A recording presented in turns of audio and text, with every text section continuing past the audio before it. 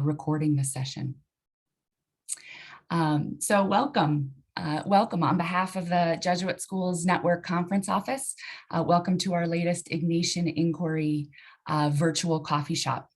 I'm Kristen Ross Cully with the JSN Conference Office, where I serve as Director of Research Development and New Ventures.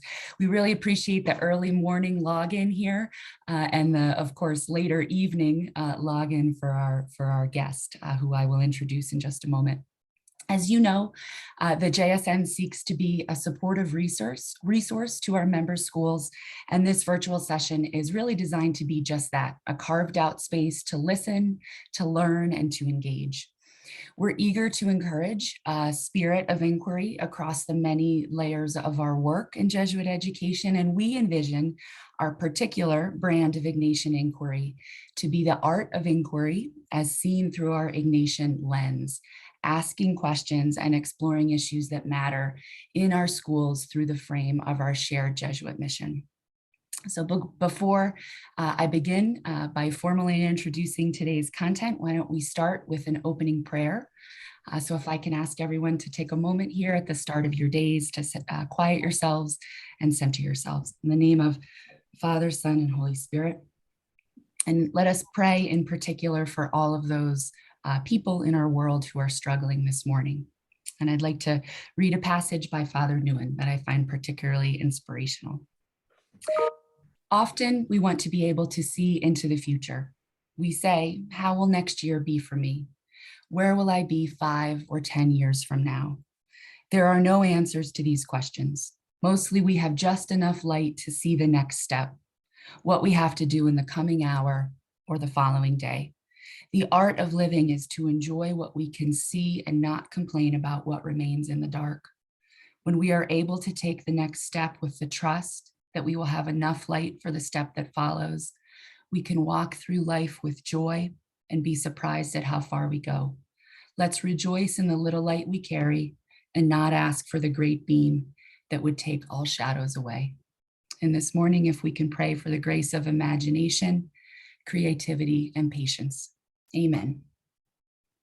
Again, those just joining us, thank you for making time in what is the morning across our different time zones in North America. The session this morning is designed to be a conversation about our different takes on Ignatian pedagogy as culled from consultations with fellow Ignatian educators. Talking points will be presented about some best practices as well as malpractice of the IPP.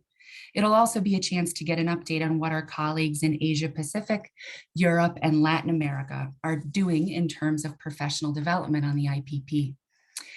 We hope this session will offer inspiration on how to ignite the IPP throughout your learning communities. And the content and conversation will be useful to all of our academic leaders in various roles across the JSN and to all those engaged in supporting the academic life of our students. Our guest this evening, his time, is Father Johnny Go, who is the founding dean of Ateneo de Manila University's newly established School of Education and Learning Design. He is also the basic education coordinator for the Jesuit Asia Pacific Conference, where he conducts teacher training and leadership development workshops in the region. Father Go teaches education and philosophy at the Ateneo, as well as science, technology, and society at the College of the University of the Philippines. He received his doctorate from the UCL Institute of Education, the University of London, and the Singapore National Institute of Education at the Nanyang Technological University. Father Go's interest in Ignatian pedagogy started when he was working at Xavier School, where he was president from 2001 to 2013. Since then, he has co-authored a manual on the 21st century Ignatian pedagogy with his colleague. In the JSN profile of an Ignatian educator, we are called on to model Ignatian pedagogy, to create conditions and provide opportunities for the continual interplay of experience, reflection, and action. We are called to ask ourselves, how can Ignatian values be incorporated in a practical pedagogy for use in the daily interaction between students and teacher? For all of us in this session, there's tremendous opportunity for professional development as we seek to lead our communities in our particular brand of education's view of what makes good teaching. So without further ado, let me turn it over to Father Johnny Go to begin to share his work. Father Go. Thank you, Christine. And I'd like to thank the Jesuit Schools Network for inviting me to join you in this virtual coffee shop. I think that's what you call it, right? So I'm very grateful for this opportunity to share some ideas with you, ideas that were formed from our part of the world. So our contexts are very different. So I'm really eager to hear from you, to get your feedback and your insights about the ideas that I'd like to offer you today. So as Christine said earlier, our topic today is basically the IPP, Ignatian Pedagogical Paradigm. No? And it was back in actually 1993 when this seminal document was published by Rome, no, in 1993, Ignatian Pedagogy, a Practical Approach. The closing chapter of this document was is very interesting. So if you don't mind, I'd like to quote it to you. No? So according to the authors of Ignatian Pedagogy, it can be expected, moreover, that many detailed and helpful treatments of the Ignatian pedagogical paradigm will be forthcoming that will be further enriched by the experience of teachers trained and practiced in applying the paradigm within specific academic fields and disciplines. All of us in the work of Jesuit education look forward to benefiting from the insights and suggestions that other teachers have to offer. What's striking here is that the whole document, the seminal document, ended with a request for feedback. No? And since then, Ignatian educators all over the world have been trying to implement IPP in their own way in their classrooms. So we thought that, more than about 25 years later, it's time to sort of, consult our colleagues and find out what have they been doing, what are their best practices, what are some of the lessons learned that from their mistakes maybe of implementing IPP. So my colleague and I came up with this manual called Learning by Refraction on the 25th anniversary of the publication of the document. No? We thought that maybe it's just time for us to sort of cull the things that people have learned about the IPP. No? Now in my conversations with our colleagues, I've noticed a pattern about the IPP. That there are two extreme reactions to the IPP. The first is that some educators tend to think of it like a magic incantation of sorts, and on the other extreme, some of our colleagues actually think it's some kind of a four-letter word. No, let me explain that. No, when I first took over in Xavier School, that's back in 2001, whenever I mentioned the IPP, I could sort of sense a collective eye roll among the faculty because somehow, for some reason, despite their best intentions, despite the best intentions of the administrator, somehow IPP wasn't liked. They felt it was some kind of a burden. It was a meaningless routine of ticking boxes. No? So there was that kind of reaction against the IPP. On the other extreme, when I talked to other people from other places, it was like it seemed like the IPP was some kind of a magic incantation. What do I mean by that? It's like a feel good, but often not so meaningful, almost meaningless set of slogans and cliches. That some people would use the words, but they're not really sure what it means. But somehow it kind of assures them that they're on the right track just by using the language. No? And as the president of Xavier School at that time, I felt it was one of my jobs to sort of try to make sense of the IPP. I was actually in media production before, and somehow my provincial said, why don't you spend 1 year as president of Xavier School as some kind of transition? But I ended up spending 12 years there, which moral lesson, of course, is that you don't believe your provincials, when they say things like that. No, but anyway, so I thought this is a nice way to begin the conversation.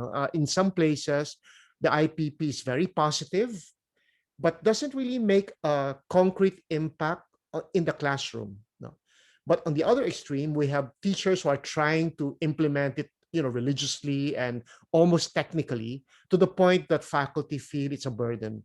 So they think of it as a four-letter word. No? So the manual we came up with, the framework we came up with is actually an approach, a new IPP approach. No? So we thought after 25 years, why do we learn from our colleagues, and why don't we try to sort of curate the best practices and the best ideas there, no? And basically, learning by refraction is a way of promoting reflection and action, because in our consultations and research, these two ingredients of IPP are actually the defining ingredients of IPP. Many times people think it's reflection, but if you study the document and you talk to people, reflection without action obviously is, is incomplete. So those two are the most important, no? So what I think is good about the manual is that it's not a theoretical esoteric treatise. It's a manual designed by practitioners for practitioners. So if you look at the book, it is a lot of very concrete tips for teachers that we were able to get from our fellow teachers, no? Also, we base this obviously on consultation, but also on research. You can see in the screen several things that I'm sure you're very familiar with: understanding by design, project-based learning, visible learning, and so on and so forth. No? What we've done, what we've realized, that I think one surprising insight we gleaned from our consultation and conversations with our colleagues is that the IPP actually works very well as an umbrella framework for all these 21st century learning principles and strategies. No? Because like in our part of the world, we have teachers who are very committed, so they will go out of their way to learn all these strategies and principles, but somehow they didn't quite explicitly sync with the IPP.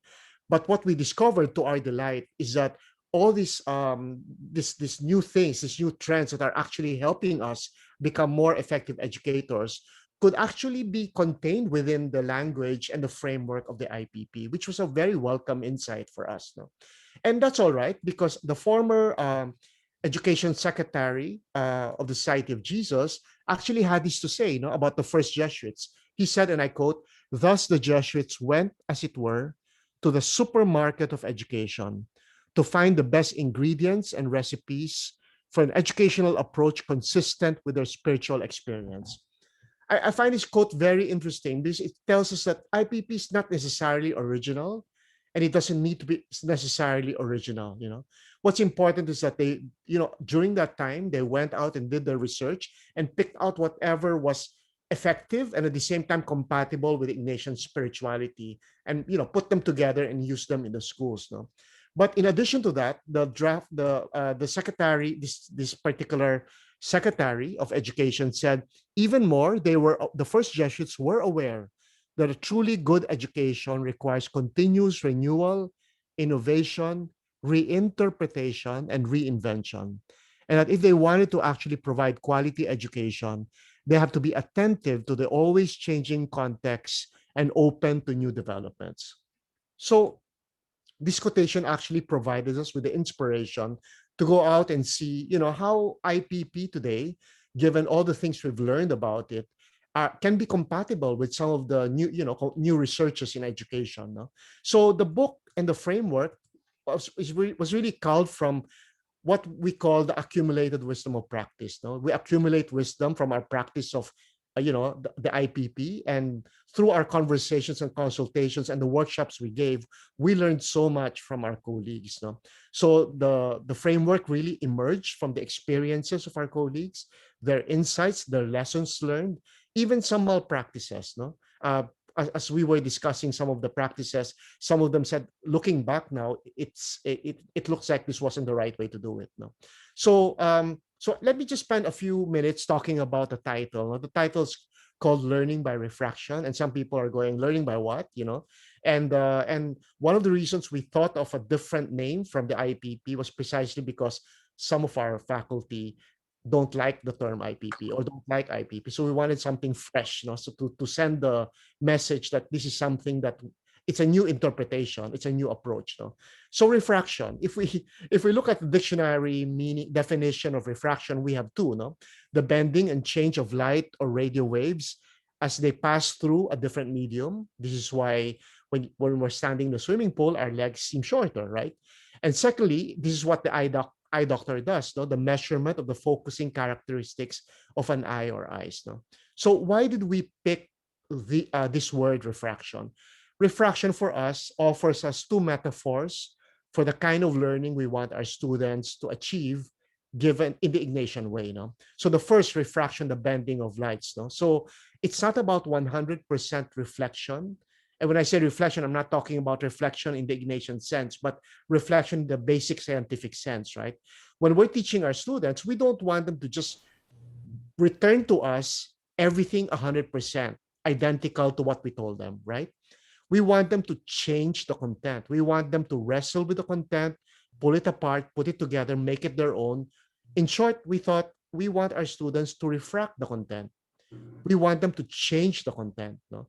So to come up with their own synthesis, no? And their own application. And we thought that's a nice metaphor for the kind of learning we want. No? And secondly, when we look at what the eye doctor does, no, when we go to an eye doctor to get a new pair of spectacles, uh, for them to be able to come up with the right grade or prescription, they have to go through a process of trial and error. And based on the feedback we give the eye doctor, they adjust the lenses until they end up with the right one or the best one. So we thought, again, this is something that we want our students to do. We don't want them just trying to guess the correct answer in the mind of the teacher. We want them to go through a process of trial and error in what they're learning. No, we want them to use the feedback that the teacher gives them for them to adjust until their learning and performance get correct. No, so we thought these are two great metaphors for learning. So we thought, why not use refraction?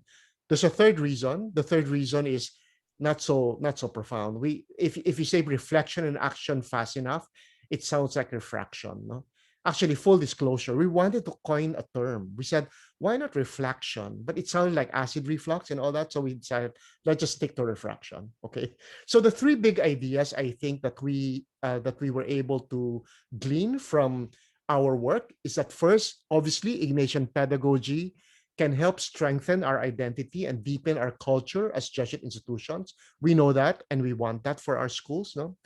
But secondly, the bonus discovery is that Ignatian pedagogy also enables us to promote 21st century learning in a systematic way. I was talking about all the different learning principles and strategies, but IPP can help us sort of organize them. IPP can serve as some kind of criteria, no, for us when we're selecting what trends or what principles or strategies from 21st century education we can actually adopt in our schools. No? And as a result of that, Ignatian pedagogy can also help us better educate our post-millennial students. No? So those are the three big ideas that we sort of came up with in our work. No? Now, when we talk about the ideas that we've curated and put together, we always tell our listeners that we offer them in the spirit of tantum quantum, no?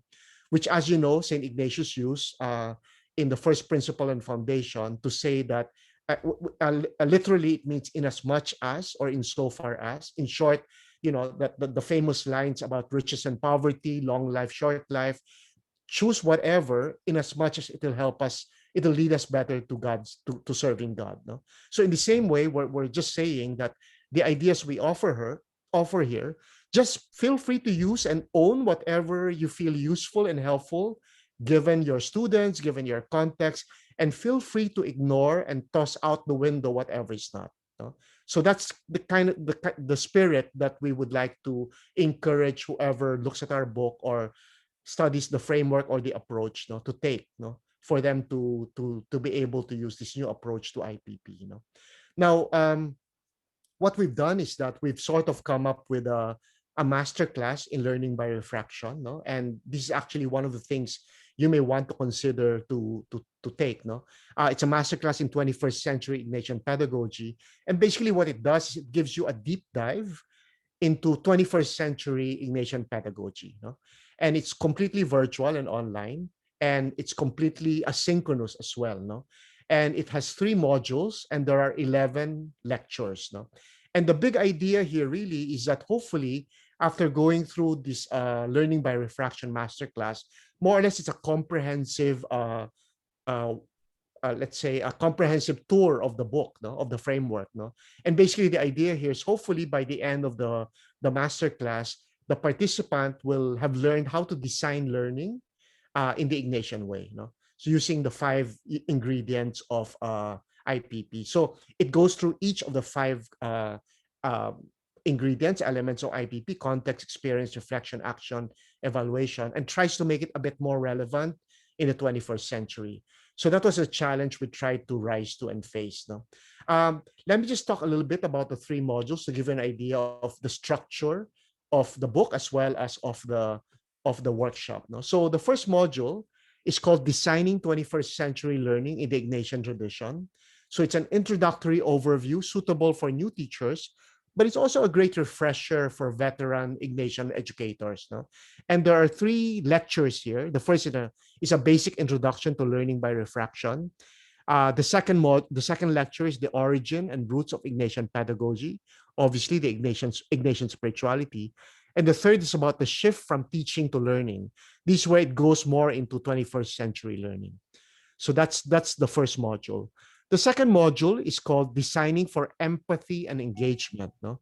And why empathy and engagement? Because one of the theses of the book is that empathy is if we pay attention to context, we can promote empathy towards our students. No? And if we design reflection into the classes, we can also strengthen engagement, student engagement. No? There are 4 lectures here. The first lecture is about context, establishing empathy through context. No? And the next 3 lectures are all about reflection, because reflection is so important, and yet it's so hard to promote. It's so hard to do. It's so hard to practice. No? So the first of the 3 lectures is strengthening engagement through reflection. The second is the art of formulating insights. And the third is the 3 levels of reflection and types of insights. So in a way, we've gone out of our way to come up with more concrete tips that teachers may want to consider if they want to strengthen reflection in their classes. No? And the third module is called Designing for Excellence and Empowerment, where excellence is promoted through action and empowerment through experience. No? So this module is called Focusing on IPP Action, Experience, and Evaluation. So there are 4 lectures here, the 3 shifts in learning for action. And then there are 2 lectures for action. The first is the 3 shifts in learning for action. The second lecture is formulating action goals and designing authentic assessments. So you can see here the attempt to use, the 21st century emphasis on authentic assessments for IPP. The third lecture is about experience, building empowerment through experience. And the final lecture is called Increasing Expertise and Enthusiasm through Evaluation, referring to the expertise and enthusiasm of the teacher. So it looks like a lot, right? It's 11 lectures, but actually in terms of learning time, a lecture is only about 30 minutes long. You may take 1 hour, if you want. So you can actually finish a module in half a day. Of course, we don't encourage that, because it's good to sort of space it out. So the entire course, really, if you want to do a marathon, can be finished in 2 days. So we've deliberately tried to make it as user friendly as possible, because we're the busiest people in the world, right? Teachers, and we're always harassed. We're always trying to keep up with things. So we didn't want this to be something of a burden. The online learning environment of the masterclass consists of 3 platforms. Canvas, which is, as many of you know, is a learning management system. Play Pause It is where the recordings are stored so that it can be more interactive. And of course, Zoom, if there's a need for some kind of synchronous session. Let me just say a few words about the lecture. The lectures are interactive. And I'm sure many of you are aware that Play Pause It, and Edpuzzle, for example, can be used to pause the videos at certain intervals. So there are strategically located pauses for think time, for reflection and interaction. Some questions can be asked, and so the viewer can sort of pause and think about the ideas first. So for example, after 3 minutes of discussing one particular idea, there'll be an automatic pause, and the participant can actually get more engaged by thinking about the question or answering a multiple choice question there. So that's the idea. The purpose really is to make us Ignatian educators more of reflective practitioners.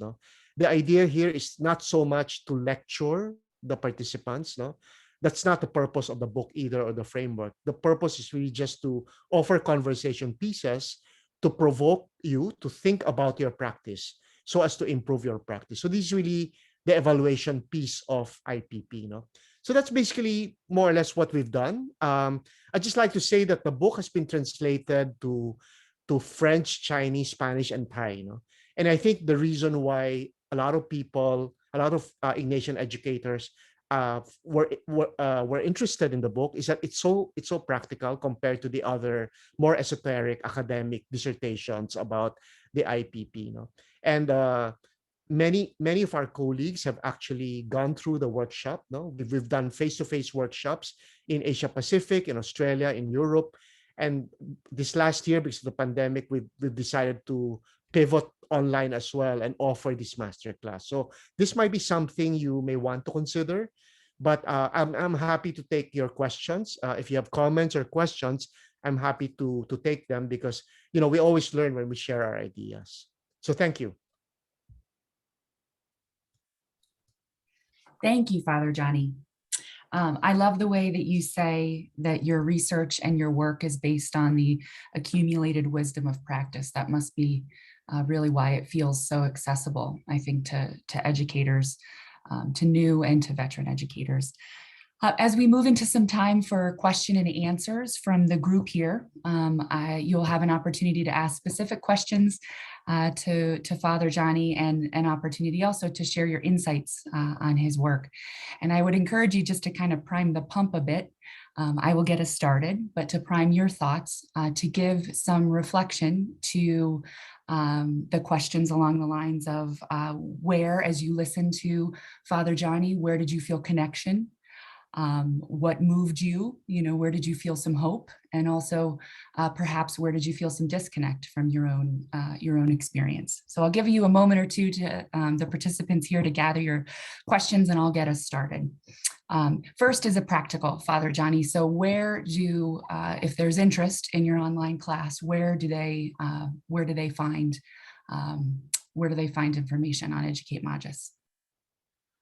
Right now, it's not available in Educate Magis, but because when we were discussing this with Bob, the idea is to do it through the JSN. What's happened is that for Australia and for Europe, we've done it through Educate Magis, but for Latin America, which we're doing now, we've done it separately as well. So we will have to talk about that if there's enough interest. Great. And a specific question for you. I was curious about the idea of encouraging or promoting empathy through context. Can you shed a bit of light on that idea? Right. Thank you, Christine. So, we thought the 5 elements of the IPP, right? Context, experience, reflection, action, and so on, and evaluation. We know what they are, but I think one question that needs to be answered first is why are they valuable? And so what we decided to do is we framed the IPP in terms of what you're able to do by designing the elements of the IPP in your classroom. So for context, we thought if we're mindful of the context of our students, then we can promote empathy towards our student. But at the same time, it's also empathy for the teacher. It's self-empathy as well. So it's a part of the invitation in learning by refraction is for teachers to be mindful of where they are and how to give themselves care as well. So empathy goes for the students, but also for the teachers.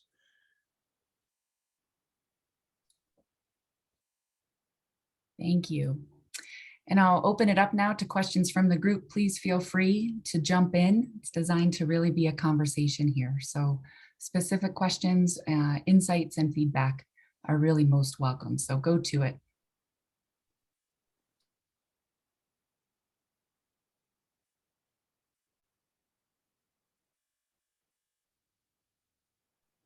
So, Father, this is Kristen from Phoenix. Just want to confirm right now, if I wanted to take a deep dive, I would not be able to do it individually and do the modules. Is that what I'm hearing?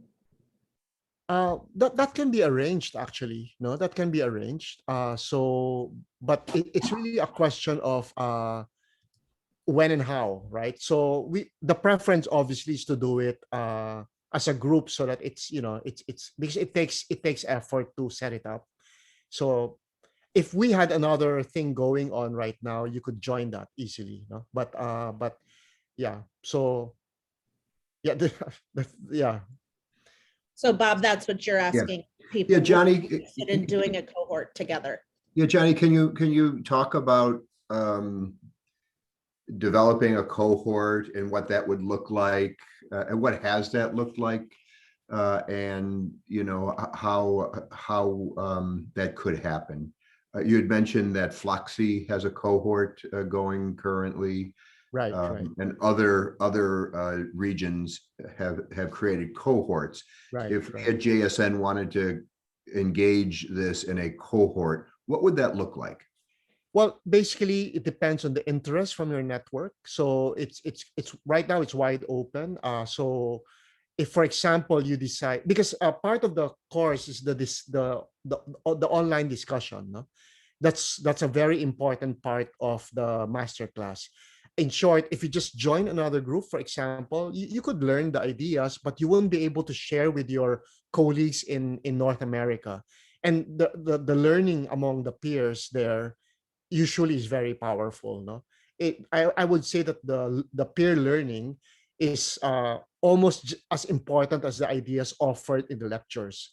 So that's the value, I think, of creating a cohort. So the cohort can be as little as 10 to 30, because it's asynchronous, and you do it at your own time. You pace yourself in your you pace your own going through the modules as well. So it's very user friendly in that sense. So for example, if you decide, if your network decides that you would like particular roles, people of who are playing particular roles in their schools, to join this first cohort, so that the sharing can be more meaningful, I guess, no? That would be one way to go. But you could also make it just whoever's interested. That's another way, no? So it's really, we can set it up in any way you want. Basically, what I'll do is I'll set it up I'll set it up on Canvas or Educate Magis, depending on the number. And then what we'll do is we'll just register your whoever's involved, whoever's interested. And I would say 3 months to 6 months would be reasonable. It doesn't mean you're going to spend 6 months doing it, but sometimes people take time, to find time to do it. So we can close the course after 6 months max, I think. But 3 months would be ideal. I think 3 months would be just right, so that people don't take too long. Otherwise, it won't be very helpful as well. No? Does that answer your question, Bob?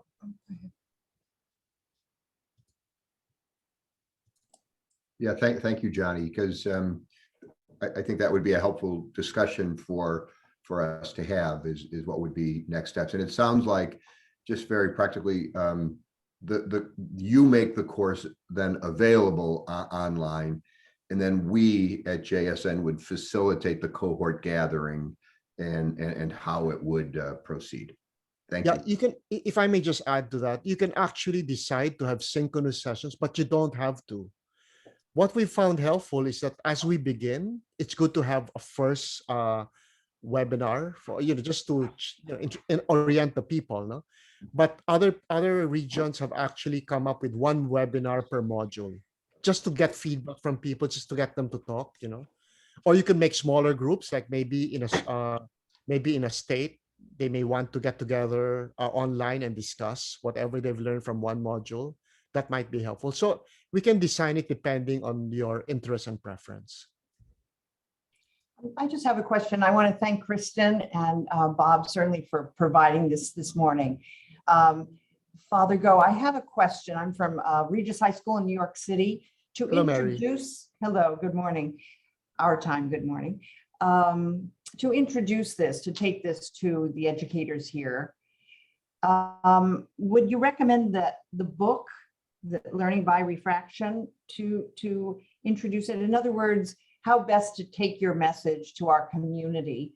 I heard you mention webinar. How best to introduce this information that you've shared with us this morning, and which I am going to do my own research on to share with our administrators here? Thank you, Mary. Are you asking about cascading it to the faculty already, or just Well, administration? just to give more information to those who would decide a little bit, would like to know, and certainly, yes, for the faculty then.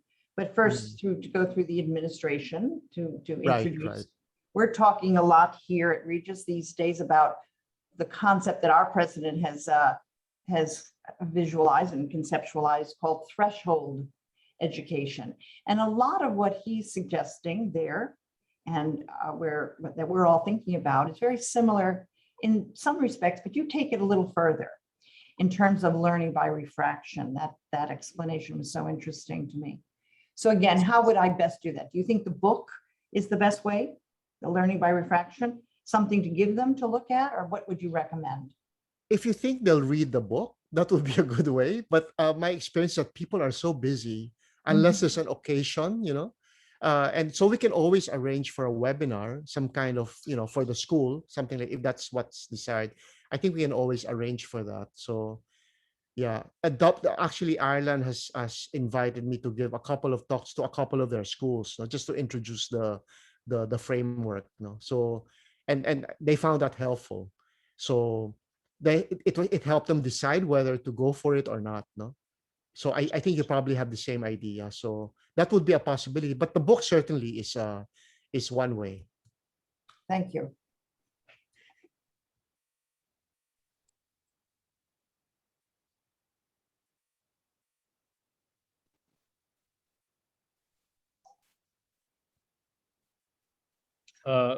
Father Johnny, as long as we're talking about the book, a practical question. I have a tab open here for Amazon with a digital copy, but if I was a Luddite or someone who likes to leave a lot of annotations in my books, is there a tangible copy or a way to get a paper copy other than printing it up myself? Yeah, right. That's a good question, especially because this is a workbook. It's not, you're actually encouraged to write on it, no? And the shipment is horribly expensive, no? What Europe has done for the English-speaking countries is they actually had the book reprinted in Poland because it's cheaper there. So if there's, we could probably arrange for, Catherine, do you have a copy of the book somewhere, like extra copies of the book? I have one at my house. I don't have. Okay. So I have one. I have one I'm here in not- the office, Johnny.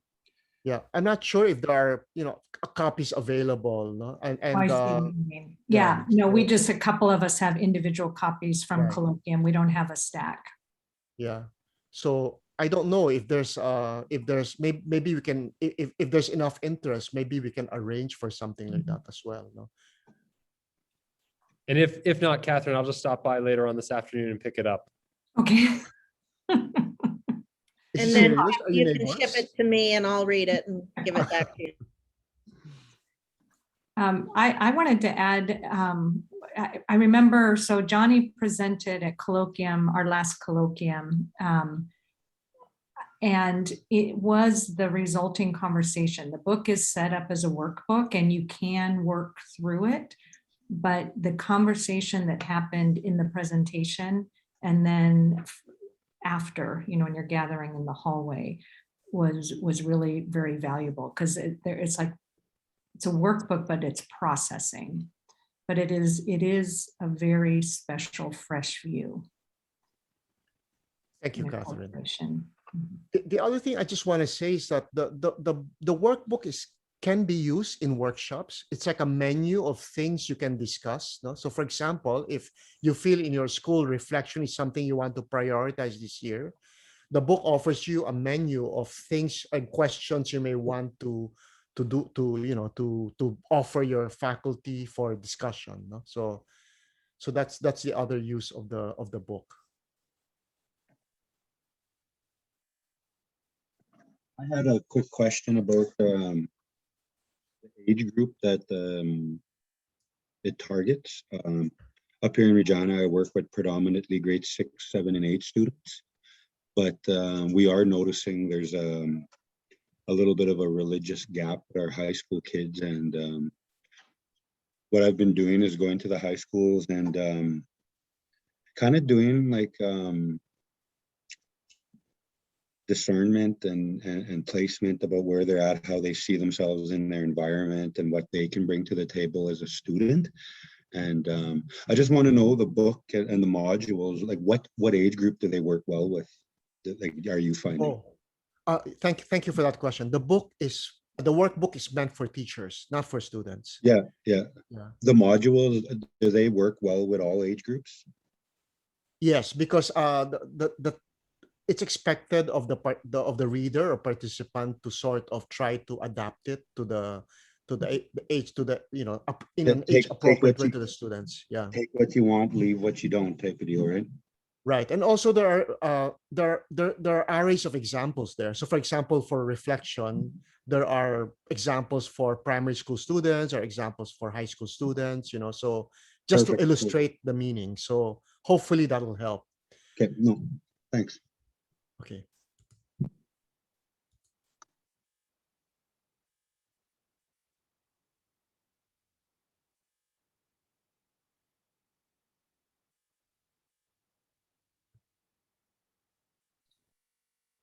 Might be interesting to you also that after the Australian, European, and Latin American participants go through the masterclass, they're thinking of doing a trainer's training. And in fact, we did one in Barcelona just last month. They insisted on a face-to-face workshop, but I did it remotely because it was too difficult for me to travel.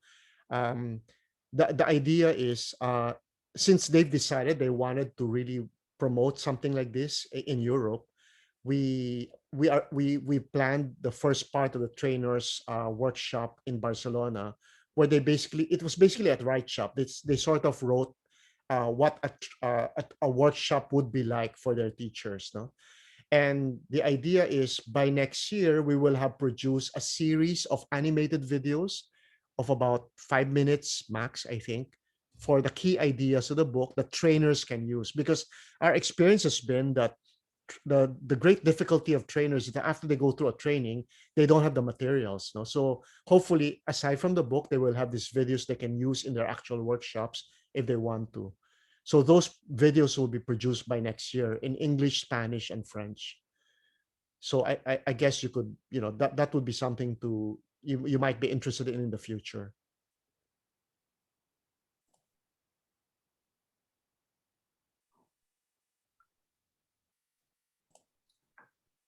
Johnny, I might be making this up, but was your co-author, is she a math teacher?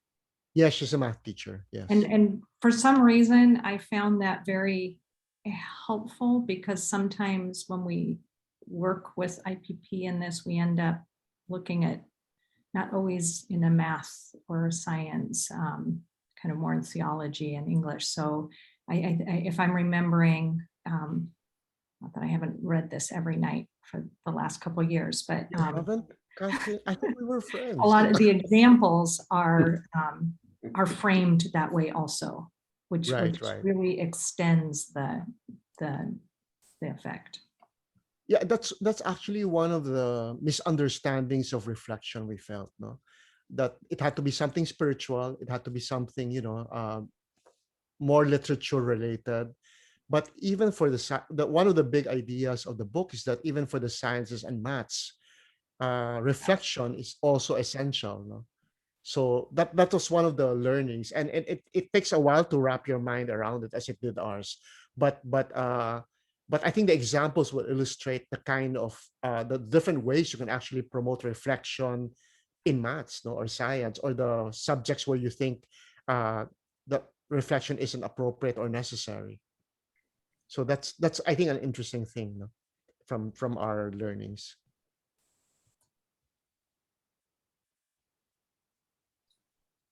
I want to be I mindful. think, Oh, and to the group assembled, certainly this has been an opportunity to hear from Johnny and to engage him. This is also an opportunity, and I'd invite you to give us who are in JSN feedback on what we could do to facilitate your schools and our network schools continuing engagement with this subject area. Johnny has spoken about what other regions have done with cohorts and engaging the module. I've heard maybe some suggestions about the book, making the book available. Those are, I think, two things that we at JSN could do. I'm thinking to myself, we have an academics ICG coming up in the spring.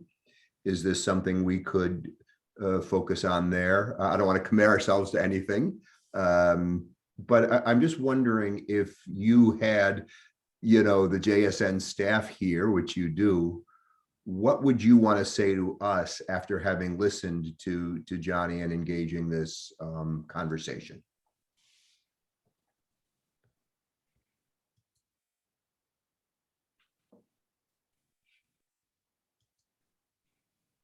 Besides the fact that we're doing a really great job at what we do. Melissa Andrade from Leeds. I like the idea of the cohort because I believe that we'll be able to reach more people. And I think, like you all said, I think even Johnny said it, most people don't really have the time to read, or they haven't developed that discipline of reading. And for me, I would love to read, and like I think Kaka said, I would love to be making notes in my book. I have a hard time reading on a Kindle because I can't put all my notes or highlight them. I love to highlight. So I do like the idea of the cohort, and especially for us in Belize, having it virtually means that I will have more of the staff who's able to access this information. But even if we end up having the book digitally, into JSN, that is also a valuable resource for us. Because one of the things we're always looking for here is what resources we can have available to us. And at the moment, we're going through a sponsorship review, so we are redirecting, and this will fall right in place in what we're doing at the moment. So I'm for any of the two, but I would gladly love to see that we could have the cohort and we be included. So we could have more of our senior staff as well as our younger staff to be able to participate in it. And I love the idea. You caught my attention, Johnny, from the onset that you said mathematics, because I'm a mathematics teacher by trade. And we always are struggling how to find ways to incorporate the IPP where it's not so methodical, as opposed to, so I'm really interested in reading the book to see how I can start to infuse some of that into the different departments that feel like, IPP songs to be all the way over there. I don't know how to incorporate it into what we're doing. So I'm really excited. And I think I might be buying it on Kindle because I can't get a hard copy at the moment, but I would love to get my hands on a hard copy. Thank you. Thank you.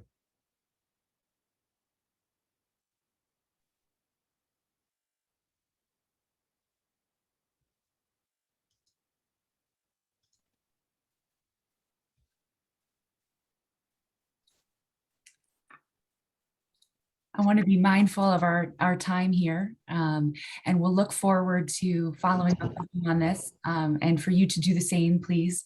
You certainly have my email that sent this link out, and we can follow up on everything that we've spoken about today. I want to thank everyone for their time. One of the great gifts of our new virtual world is that on any random Tuesday in November in our mornings, we can gather with fellow educators across our schools in North America and the Philippines, Belize. It's really remarkable if you think about it as we kind of engage in a shared topic of interest here. So thank you for being with us this morning. Thank you especially to Father Johnny for all of his work, a really refreshing and timely take on a topic that is very familiar to us in our work. And so we thank you for that. We look forward to hearing from you and any additional follow-up. And again, you'll be hearing from us as well. So thank you so much for your time this morning, and all best wishes for a great day. You're welcome. And thanks to everyone for engaging and sharing their ideas. Thank you.